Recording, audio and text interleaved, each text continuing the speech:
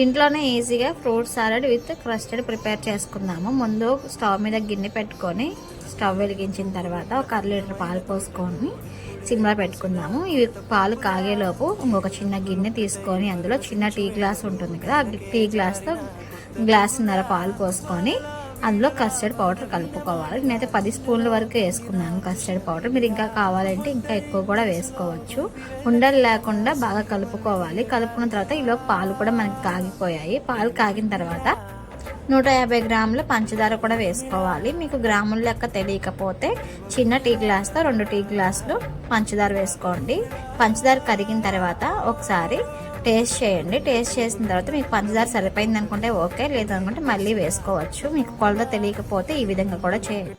దయచేసి నన్ను ఎవరు తిట్టుకోవద్దు. మిగతాది పార్ట్ 2లో చూపిస్తాను. వీడియోలు ఎంత బాగా ఎక్కువైపోయింది. ఫాస్ట్గా చేయొచ్చు కానీ మీకు అర్థం కాదని స్లోగా చెప్పాను.